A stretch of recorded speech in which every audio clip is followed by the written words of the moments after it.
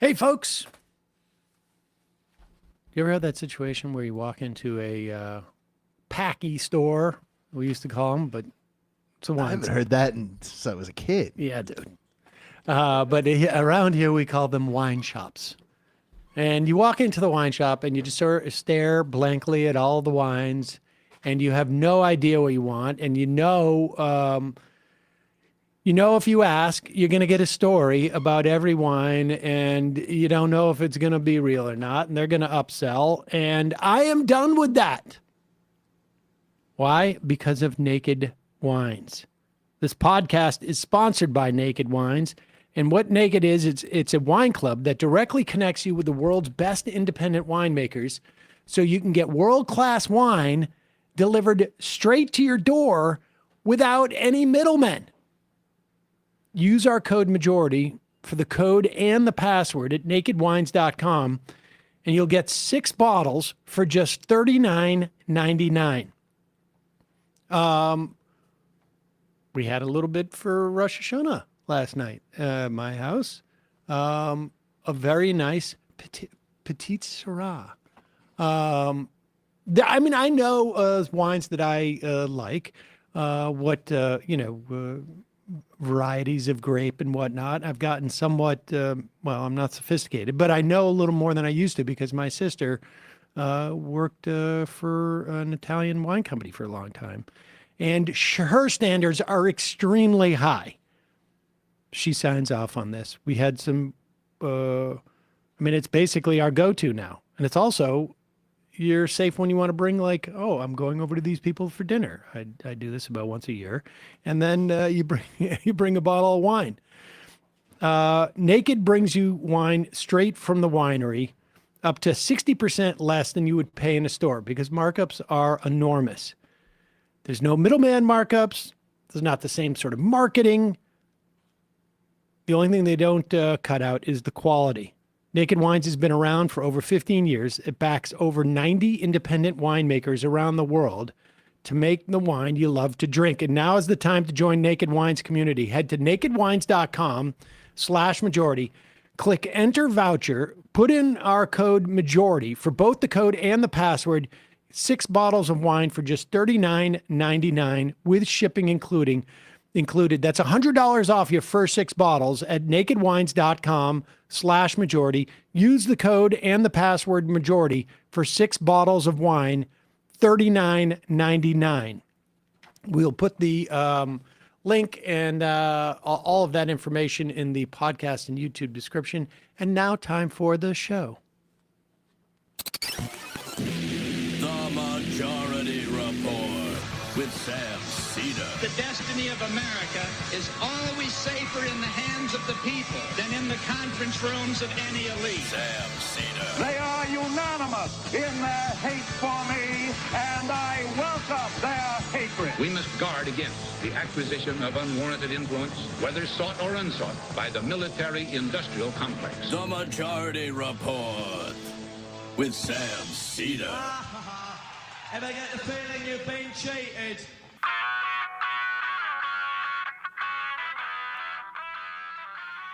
It is Wednesday, September 24th, 2025. My name is Sam Seder. This is the 5-time award-winning Majority Report. We are broadcasting live steps from the industrially ravaged Gowanus Canal in the heartland of America, downtown Brooklyn, USA. On the program today, Hannah Gaskill and Dan Belson, reporters at the Baltimore Sun, who are planning a byline strike in about a month because of the cuts at that 200-year-old newspaper. Also on the program today, Trump tells the rest of the world, your countries are going to hell. Also, please give me the Peace Prize. America's so hot right now. We're the hottest country. Sorry if I'm being negative. I had to take the stairs. Meanwhile, President Trump and the entire MAGA movement enraged that Jimmy Kimmel is back on the air, the late night talk show host. They're enraged by it. Meanwhile, 6 days until a government shutdown, and Republicans have refused to negotiate with a begging Chuck Schumer. And speaking of Chuck Schumer, his leadership now has become toxic for all the people running for the Senate across the country. Trump does a 180 on Ukraine, says all territory can be regained, in a move oddly designed to help the economy of this country. Israel once again attacks a humanitarian flotilla. Georgia Governor Kemp traveling to South Korea to beg Hyundai to return to Georgia as U.S. now considered a hostile work environment.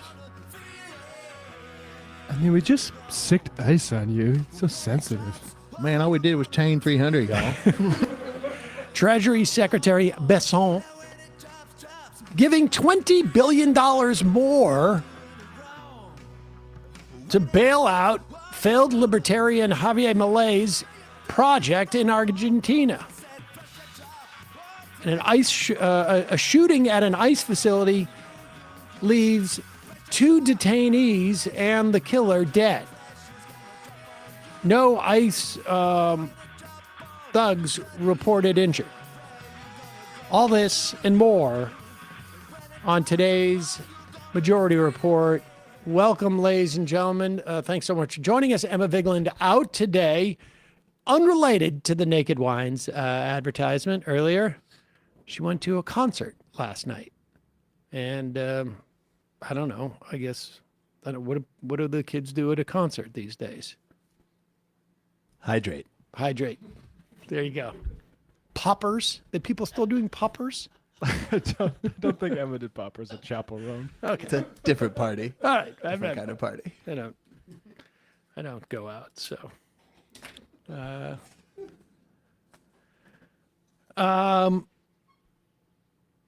So as you probably heard, because it's a huge story, and let's be clear, there's a couple of things you should know about the context of Kimmel coming back.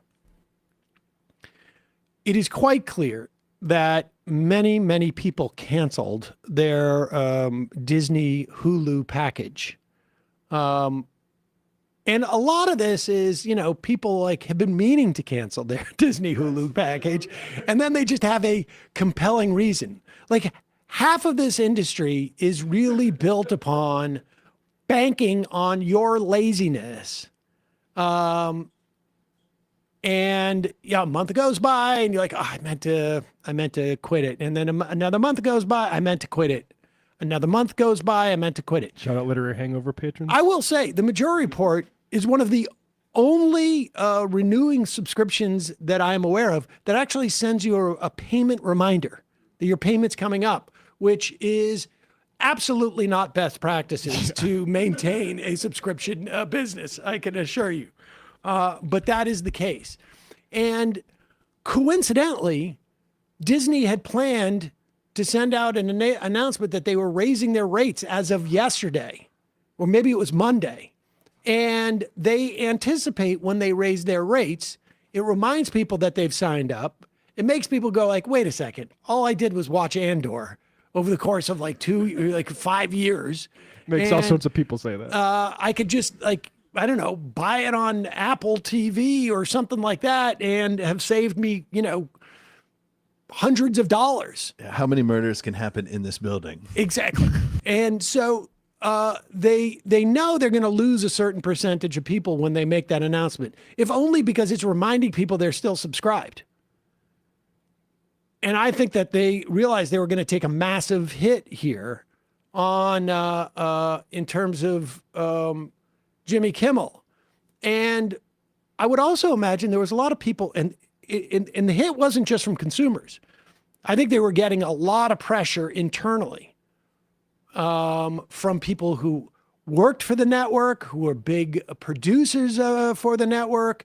There were people already saying that, I don't have a job with them, but big, substantial producers, like I would never work with them now. Zoran canceled a town hall, and then Zoran rescheduled canceled a it town since. hall. I mean, they're you're seeing the efficacy at least, and there's also, I imagine, some awareness that Disney was calculating, like, it doesn't matter how much we pay or how much tribute we pay to Trump.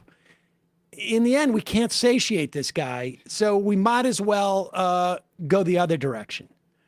So Kimmel's on air, and now they're all of the right wingers are trying to backpedal and make this not a loss for Trump's intimidation, because the government never had anything to do with it, according to them. And of course, we know that's not the case. We know the reporting, but listen to their story here. This is Jesse Waters and former Speaker, Comm Secretary Kylie McEnany. It's a whole compilation. Yeah. I've never heard them care about the Constitution so much. Their First Amendment. This has nothing to do with the First Amendment. This has to do with the business decision, as you noted.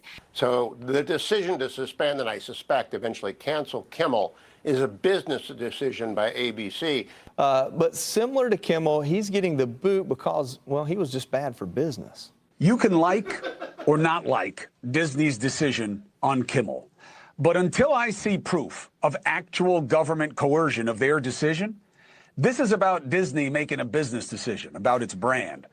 Yeah, that was obviously a business decision, as evidenced by the fact they're going to reinstate him. I think he's going to be on the air later tonight. So I think it was a business decision. And if ABC wants to pause it for 1 second. I just want to, some people may not know that was Jim Jordan, who was wrestling with the question of Jimmy Kimmel.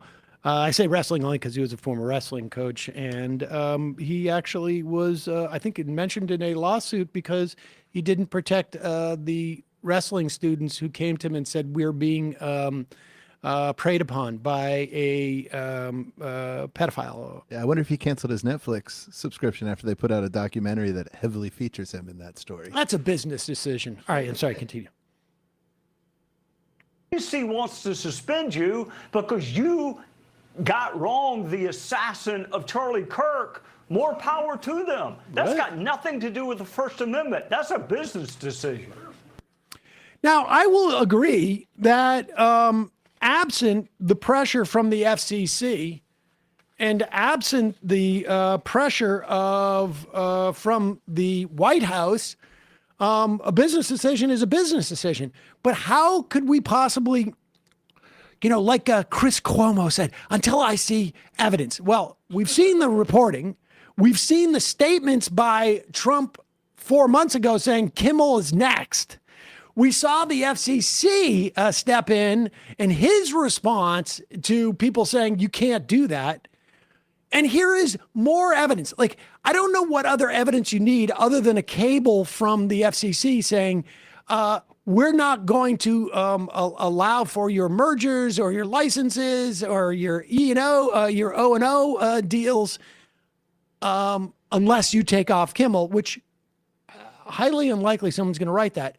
But here is Donald Trump basically making a laughingstock of all those people who say it was not the White House and government involvement in censoring Jimmy Kimmel.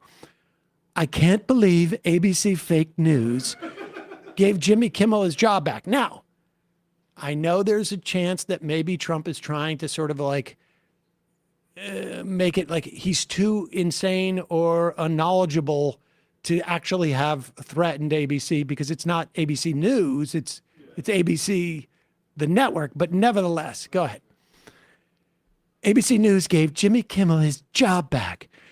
The White House was told by ABC that his show was canceled. Something happened between then and now because his audience is gone and his talent was never there. Why would they want someone back who does so poorly, who's not funny, and who puts the network in jeopardy by playing 99% positive Democrat garbage? He is yet another arm of the DNC, and to the best of my knowledge, that would be a major illegal campaign contribution. All in caps for some reason? Yeah. Is Fox News a campaign contribution to that case? Okay, I think we're going to test ABC out on this. Let's see how we do. Last time I went after them, they gave me $16 million. This one sounds even more lucrative. A true bunch of losers. Let Jimmy Kimmel rot in his bad ratings. Okay, well, there's a couple of things that tell on himself. Here, put this back up. I wonder how many companies that are going to pull a product, cancel a show, notify the White House in advance. I mean, ABC told the White House that they were going to cancel Jimmy Kimmel. Did they give him a heads up on like, did CBS say like, we're going to renew Matlock this year? Just thought you'd know, want to know. Or, we're going to have to take off Housewives of New Jersey. Like, is this common practice where TV networks report to the White House their scheduling decisions? Unlikely. And when he says, we're going to test, I think we're going to test ABC out on this. What does that mean?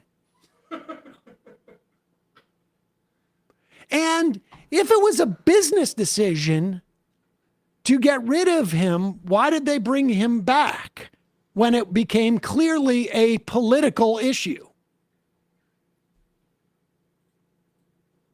I mean, I think anybody who went on air and claimed that this is absolutely, of course, I understand why the right wingers do it because they're just trying to pretend. But save those clips because we're going to need them, next time Cracker Barrel decides they want to change their logo, which incidentally, I should just say, just as an Dylan aside, Mulvaney. if you look at all of those fast food restaurants, they have all genericized their branding and the shape of their buildings. And it's because that industry has just become a land swap. Mm-hmm. Private equity. It's a total private equity type of situation. All of those things, it's really, those restaurants exist to basically pay the carrying cost of the real estate underneath. And the ease in which they can flip it is a function of just how generic the building on there is. Oh, this is McDonald's. It could be a Walgreens. Oh, it's a Cracker Barrel. Oh, it's Pizza Hut. It doesn't matter. But that's an aside. All right, in a minute, we're going to be talking to Hannah Gaskill and Dan Belson. They're reporters at the Baltimore Sun. They are pushing back against what really appears to be disastrous leadership at that historical newspaper. I don't know if there's many newspapers that have been around in this country anymore that are as old as the Baltimore Sun. We will get to them in just a moment. And then later, we obviously have more stories to talk about, not the least of which Trump doing a 180 on Ukraine and Chuck Schumer attempting to justify his leadership when it is under assault from just about every possible way in the Democratic Party. First, want to remind you, people think the only time to plant is in the spring. Well, you're wrong. The fall is also good. It's a great time to get in there, have them establish roots over the course of the next month and a half, depending on your growing zone. Then they go dormant. And then come spring, boom, they go crazy. And many plants and trees actually do better when they're planted in the fall. But how do you know where to start? What should I get? FastGrowingTrees.com. Doesn't matter if you live in the sunny South or if you are in a zone 5 like we are here. Their plant experts can help you find the perfect fit for your space. They got all the plants that your yard or your home needs. They got fruit trees. They got privacy trees. They got flowering trees. They got shrubs. They got so much more. This is one of those sponsors that I was using for years before they became a sponsor. I got tall grass from them. I got bloomerangs, which are lilacs that actually bloom twice over the course of the year. I got Arkansas black apple. I got Hosea pears from them. excellent. All of their trees have a live and thrive guarantee, they call it. And the beauty of fast growing trees is they have a much bigger selection than your box stores. You don't have to put the plants in your back of your car and get dirt all over the place and damage them. And they send very, very tall trees, like 5 or 6 feet. Ones that are basically a year away from sometimes fruiting. So I don't know that they grow faster, but you will definitely have fruit faster or blossoms or whatever it is you're looking for. Whether you're looking to add some plants inside your home, you can talk to a plant expert about your soil type, your landscape design, how to take care of those plants inside, everything else you need. Every plant comes with instructions and tips to care for your new plants so they can grow to their fullest potential. This fall, they have the best deals for your yard, up to half off select plants and other deals. Listeners to our show get 15% off their first purchase when using the code MAJORITY at checkout. That's 15% off at fastgrowingtrees.com using the code MAJORITY at checkout. Now is the perfect time to plant. Use Majority to save today. Offer valid for a limited time. Terms and conditions may apply. Check out the link below or in the show notes and support the show. Also, just a reminder, if you like deep, thoughtful, progressive analysis, which I assume you guys do, you're going to love the print or digital edition of Current Affairs magazine. Current Affairs combines intelligent commentary, biting political satire, and actually impressively beautiful artwork. They're producing one of the country's most elegant and informative magazines, and it is all ad-free. Current Affairs is a fantastic complement to the work we do here at Majority Report. They deliver hard-hitting, totally independent, entertaining coverage of some of the most important political, social, and economic issues of our time. If you use the code Majority Report for 30% off, if you use the code Majority Report, you will get 30% off for a year on any subscription of your choice. Go to currentaffairs.org/subscribe. Enter the code Majority Report at checkout. Offer expires October 31st. Honestly, the thing I love about Current Affairs is that they are covering stuff that, yes, some of the major stuff that's in the news, but they're covering stuff that is sort of like, particularly in this era, will get lost in the shuffle. So definitely worth checking out Current Affairs magazine. Just head over there right now. You'll see what I'm talking about. But great stories. And Nathan Robinson, obviously one of the best out there. And 30% off for any subscription of your choice right now. Use the code Majority Report. And we'll put all that information in the podcast and YouTube descriptions. We're going to quick break. Be right back with Hannah Gaskill and Dan Belson, reporters from the Baltimore Sun. We are back. Sam Seder on the Majority Report. Emma Vigeland out today. It's not showing up on my thing. I removed that just so we wouldn't have a bandwidth issue. Oh, I see. Okay. Sorry about that. We had a little bit of technical issues. I want to welcome to the program Hannah Gaskill and Dan Belson, reporters at the Baltimore Sun. Hannah, Dan, thanks so much for joining us. Thanks for having us, Dan. Thanks for having us. How long have you guys are union reps. What is the union that you represent, Hannah? The Baltimore Sun Guild. We're a part of the Washington Baltimore News Guild. And how many people are in that union? So we've kind of gone down from maybe 40 plus down to around 20-ish. We're reporters and advertising support staff at the Baltimore Sun. We're hemorrhaging employees at this point. And Dan, how long have you guys been both been working for the Baltimore Sun? So we both started back around 2022. I started at the Sun proper at 2023. So started in the Guild around that. And Hannah, just tell us a little bit about the Baltimore Sun. Like its long-term history, and then let's get more to the more sort of like, I guess, relevant short-term history that has led us to all convene today. For sure. So we're a 187-year-old newspaper. We're the paper of record in Maryland. We have been passed through many hands over the almost 200-year history that we have. Most recently, in January 2024, David Smith, the chair of Sinclair Broadcasting, became the main owner of the Baltimore Sun. There's also a smaller owner named Armstrong Williams, who is a conservative talk show host. I know Armstrong Williams from back in the day. Actually, he was on. He followed me on one of our radio stations back during the Air America days. We did not get along.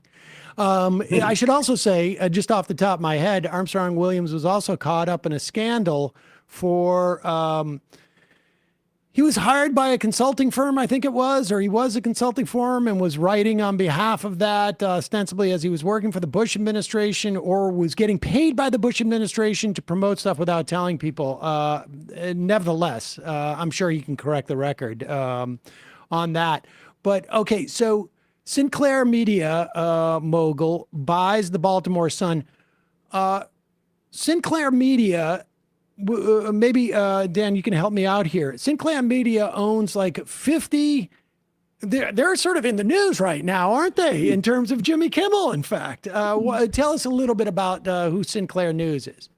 So Sinclair started here locally in the Baltimore area, and they've kind of gone around and purchased local TV stations across the country. So, I think as far as the Jimmy Kimmel news, Sinclair and Nexstar owns around 20% of the ABC stations, local ABC stations in the country. So Sinclair is more in the TV business. David Smith purchased us on a personal basis, but he is the chair and his family is heavily involved in Sinclair. So this is sort of like a baby Murdoch, Rupert Murdoch type of situation. Murdoch famously owned both newspapers and Fox News, and now I think Lachlan does. And this is, largely what we're looking at. So what did he do when he came in, this new owner, when they came in, and this was a year or two ago, they've taken basically what, I don't know how you could find many examples of something that is more of a sort of like regional or municipal institution than the Baltimore Sun. I mean, to the extent that those words have any definition, that would be it. Hannah, what did the new owner do when he took over? I think that some context here would help. So this is a person who does not live in Baltimore, who purchased a unionized paper in Baltimore, and has a tendency, or at least his broadcasting company has a tendency to, local officials have used the word fearmonger about crime, even though crime in Baltimore City has gone down to historic lows. So it's kind of repurposed the focus of what we write about. Mm-hmm. Now, a lot of people are going to say that this is, this guy is just coming in, he's making business decisions. But as reported by Cody Bettler, is this in the actual Sun itself? I don't know. Circulation data is reported as a 12-month average. The most recent year was a 6-month average, and 2021 were reported on a 21-month average. The Sunday circulation has dropped dramatically from 2023 of 76,000 and a weekday circulation of nearly 30,000. it has dropped dramatically under the new leadership. This is from the Baltimore Banner. Sunday circulation was 42,000. That's a 44% decline. The average weekday circulation fell to 18,000, which is 37% lower. I'm not easily shocked anymore, but yeah, that's pretty amazing, said Rick Edmonds, a media business analyst with Pointer. This is a tough era for print newspapers, no doubt. It's also, Sun saw 41% fewer unique visitors to its website compared to 2023 in February of 2024. So this is a story of not like a slow, gradual decrease in circulation and readership. This is dramatic. Like, this is not business decision. This is just poor business, it seems. Dan, what's your sense of that? You know, it seems like Baltimore has reacted to what has happened to the newspaper over the past year, and the way management has reacted to that reaction is how they've kind of blamed it on the union and used it to leverage their kind of draconian contract proposals. Like, they want to silence us by putting in a non-disparagement clause in our union contract. They say that this is our fault. This is fully based on the union's contract actions. You know, did either one of you go to a journalism school? Handed it. Mm-hmm. In journalism school, did they teach you that one of the precepts of owning a journalistic outlet is that you don't want anybody to talk about it? No, that's not anything that I learned there. Okay, I didn't go to journalism, so I didn't know if they were teaching that now that the point of a newspaper is to silence any critique of enterprises. Okay, I was just curious. So the management has fired a bunch of union representatives. As far as I know, they've to correct the record, only one unionized person has been fired. Only one. Okay. We've seen a lot of reassignment and transfers, and a lot of flight outside to other publications. Oh, interesting. Okay, so what are you guys now? What is the union doing? Are we near contract time? Is it? You guys are starting to take some actions, and why is that? Well, so we've been at contract time since soon after David Smith bought us. Back in, I believe it was June last year, our previous contract expired, contract we've had for decades. So we started negotiating back then. And basically since then, you know, many months have passed. And usually when the contract negotiations happen, you start with something, company starts with something, you meet somewhere in the middle. The management's idea has been more put something in front of us, non-disparagement agreement. If you don't agree to this, we're walking away. And so now we're at a point where they have decided, because we won't sign everything they put in front of us, they're going to implement it anyway. Yeah, on Sunday. So we're only allowed to talk for so much longer. Oh, really? On Sunday, how do they impose upon you a non-disparagement agreement if you haven't agreed to it? It's pretty illegal, we're pretty sure. So yeah, you know, they're claiming that we've reached a bargaining impasse because we have not agreed to every single one of their terms. We don't believe we're at an impasse. We're still in active bargaining. They have refused to move on pretty much anything. We put in requests to bargain since they declared that they were not bargaining with us anymore, since they gave us their last, best, and final proposal, and they just refused to meet us at the table. And so what are you guys now doing as a union to push back? I mean, I imagine you're talking to lawyers about what could happen over the course of the next couple of days. Before you're supposedly silenced by a newspaper. And I'm reading too that you guys are planning a byline strike. We did a byline strike on election week, which is the most painful week for a newspaper to have a byline strike. And we retain our byline rights. So, should we go that route, we've scrambled this past week, seeing what we can do. And one of those options could be a byline strike. We will be, speaking up while we still can, Yeah, I think a lot of our plan right now, obviously, is to talk to legal through WBMG, but to make our voices heard on programs like yours with other outlets while we can, so that people understand what we're going through. And we're not the only people affected by Mr. Smith's endeavors. There's a whole campaign in Baltimore County called Don't Feed the Fox because he owns Fox 45. So the public is joining it at this point.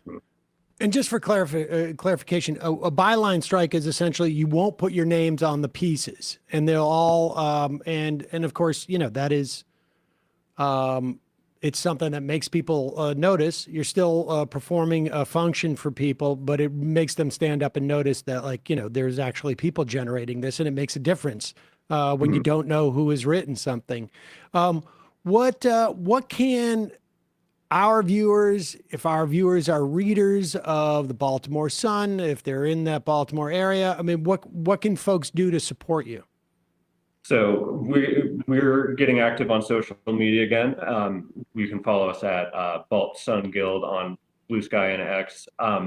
We also have a letter drive, which sends an email to Mr. Smith, Mr. Williams, and our publisher.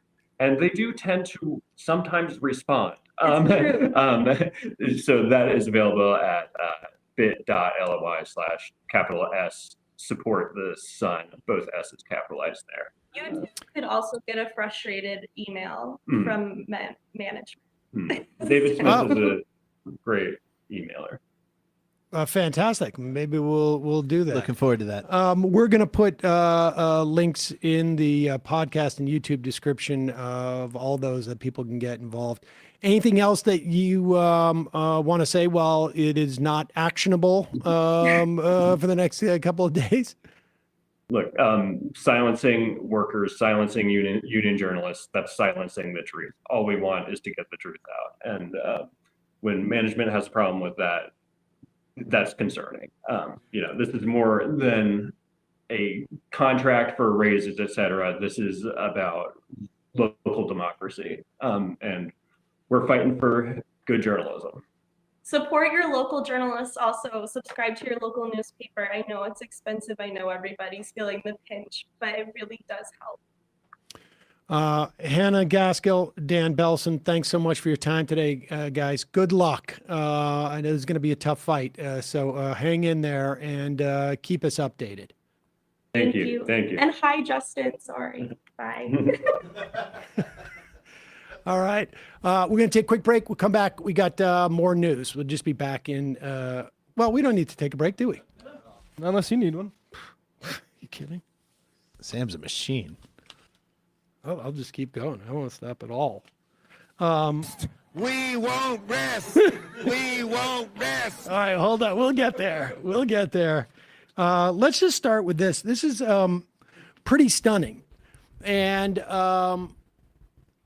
it is, look, the Donald Trump said he was going to end the Ukraine-Russia conflict within 24 hours.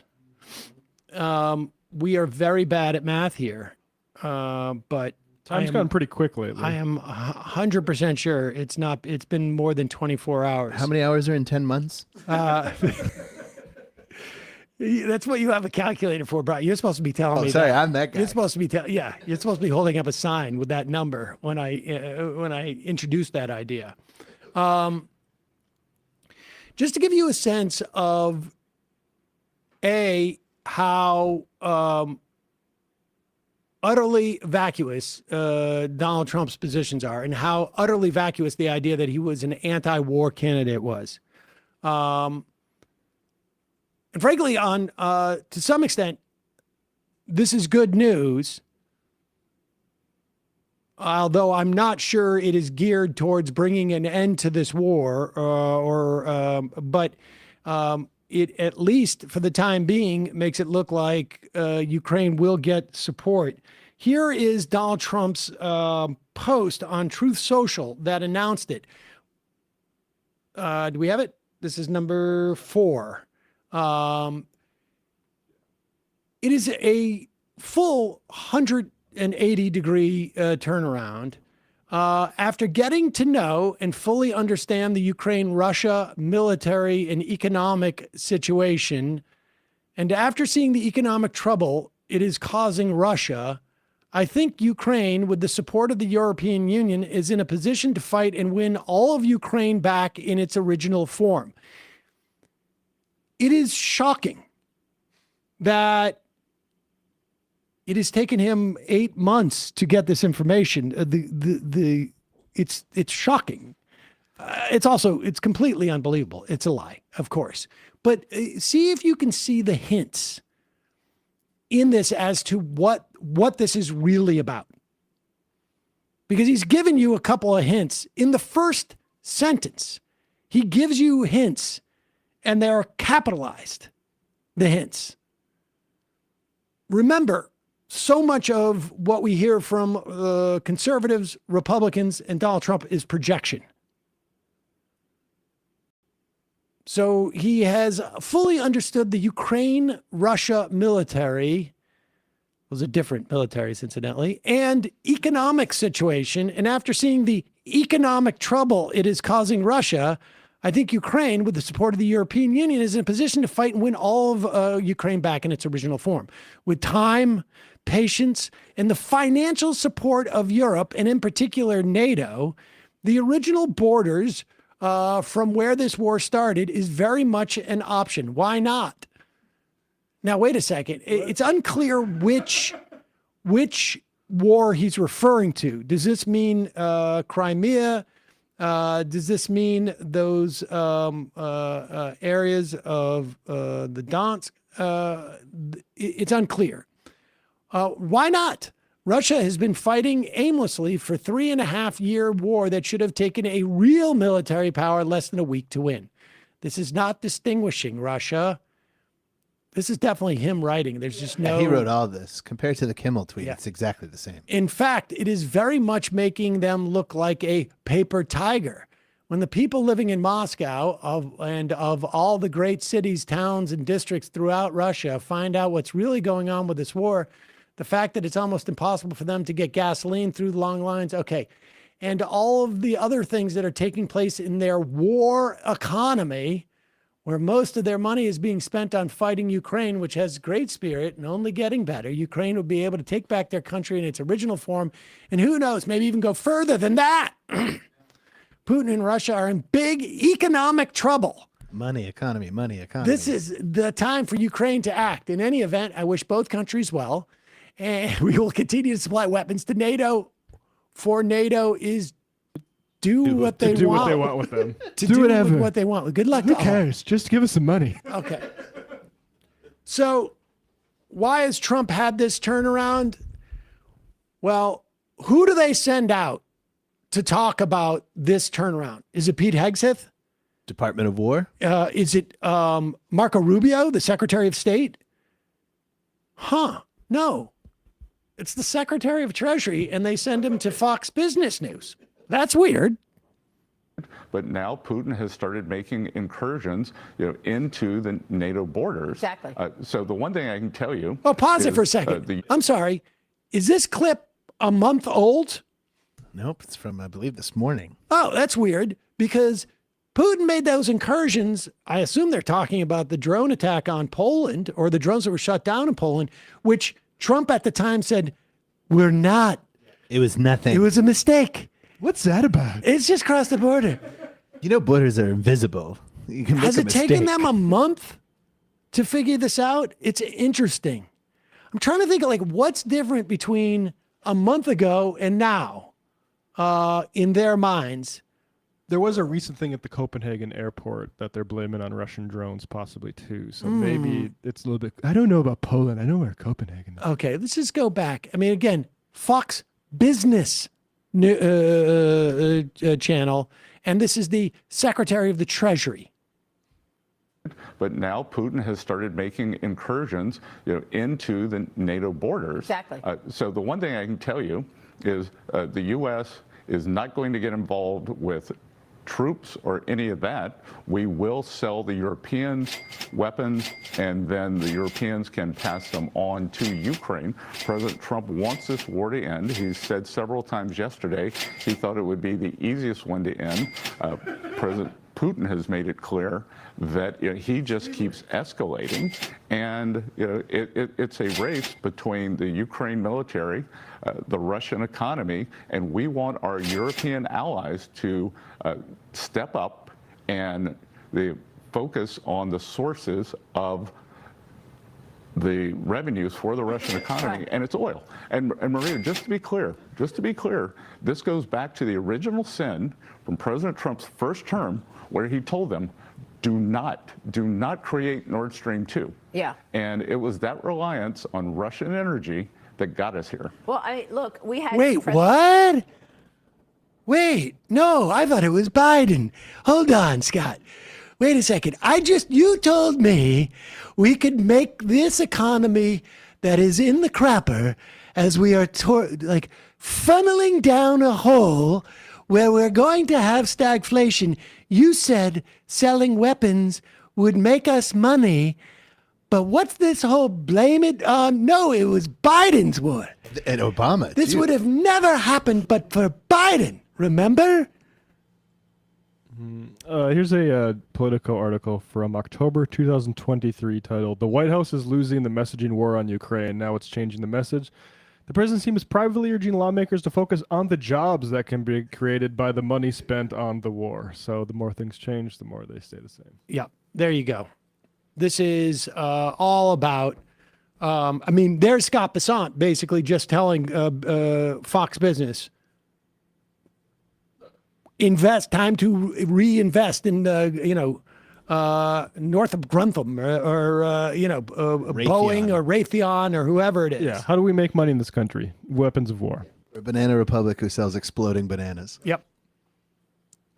So there is, and it does sound like there must have been a meeting at the UN where we'll buy all the weapons. We'll buy them. We have the money.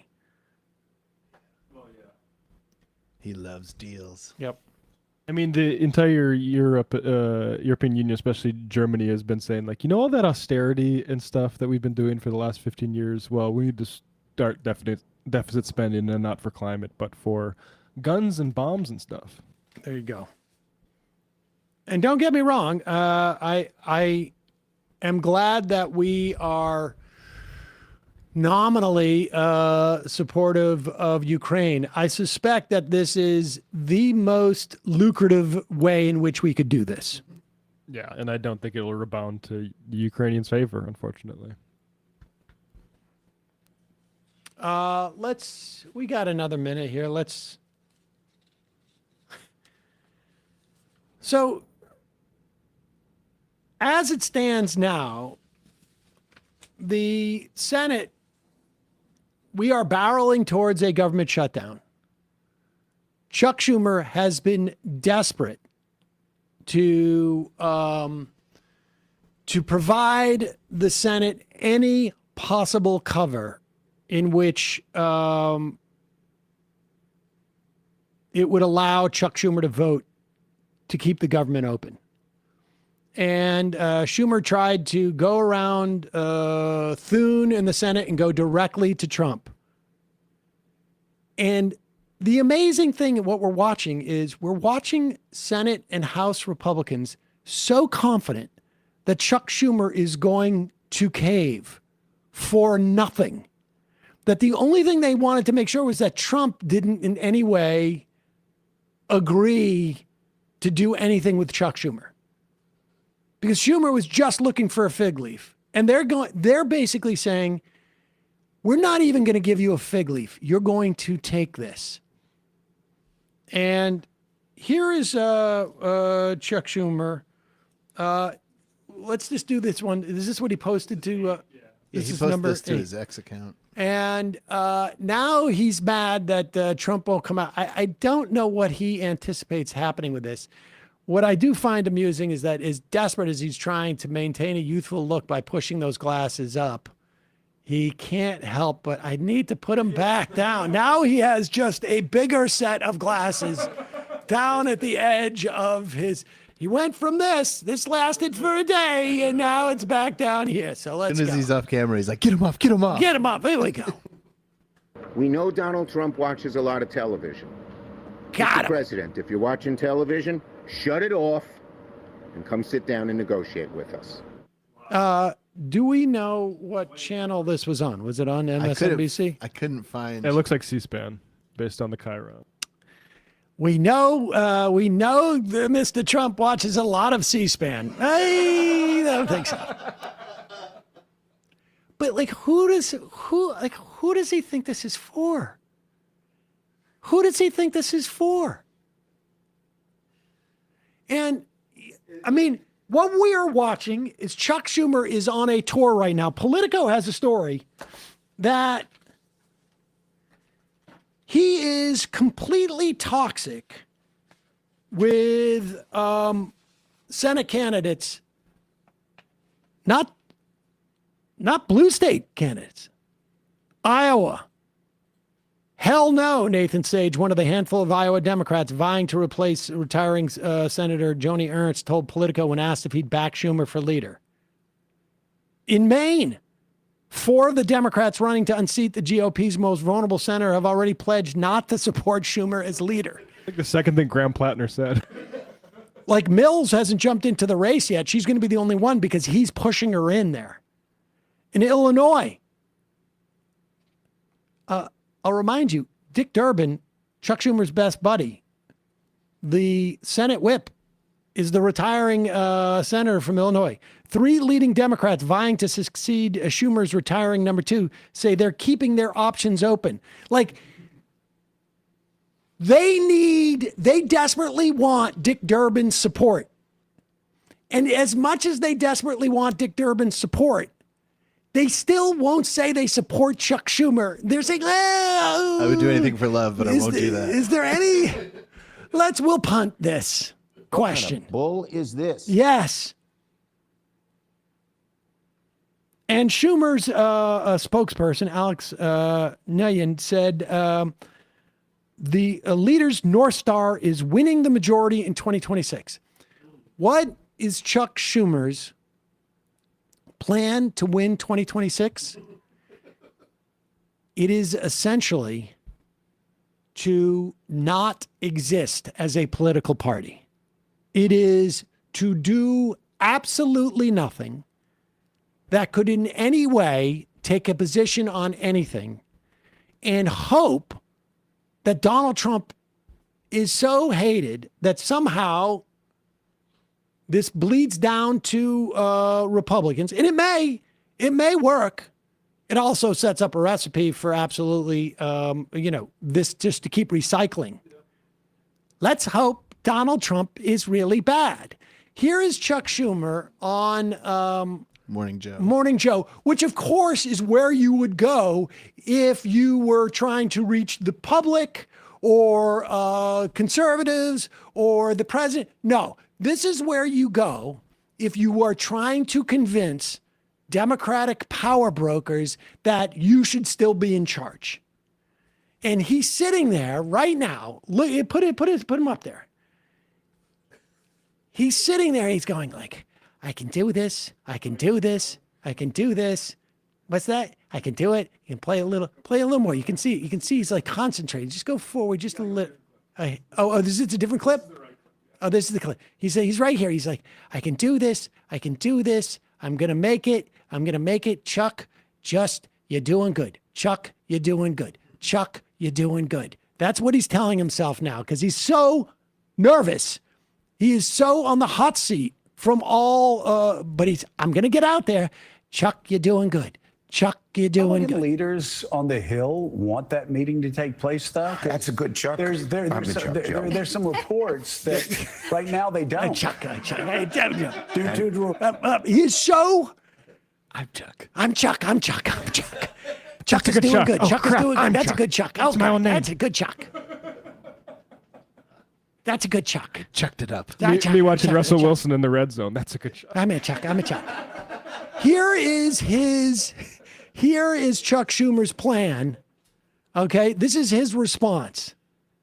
Okay, we're doing miserably, but fortunately, someone else is more miserable. And one more point on all those polls. Even though Democrats' numbers are low, when you ask people, who do you prefer, a Democratic senator or a Republican senator? We did it in the 6 battleground states, which were +2, +3 overall. So it's not a Democratic or independent survey. 47-39, they prefer Democrats. And in a couple of the races where we have the 2 candidates, we win. So. Okay. He's, first off, like this generic thing, like it's bad as Democrats are performing. The Republicans in these races are performing worse. You are basically saying we are just a floating piece of driftwood on the river. And it's so far, it looks like the river's going in the right direction. This is like fundamentally, definitionally not leadership. There is no plan. There is nothing. It is, we're going to drift into victory. And that may be the case. Maybe nothing changes. Maybe absolutely nothing changes the trajectory of that river. But we don't know that. And when you have absolutely no reason to vote for the Democrats, except for they are not Republicans, there is no positive message. There is no, Donald Trump's personal net worth has doubled in 8 months. We don't hear any, all we hear is Epstein, which is fine. That's good. But maybe the idea of Donald Trump's personal net worth has doubled. Has yours? Donald Trump's personal net worth has doubled. He's gotten rich, but you're getting poorer. We don't hear anything like this. We don't see anything of him saying what the FCC is doing is bad. And when we become, we're going to do X because of it. But because you're not going to say that we're going to do X, because you're not willing to say that we're going to do anything, we're just going to lay low and hope no one knows that we're here. You don't have reason to talk about anything. It's all just, that's wrong. What's the right answer? Well, who knows? But we're not going to say because maybe somebody will be upset about it. Succeed passively. It is, and it is a strategy, and it could work.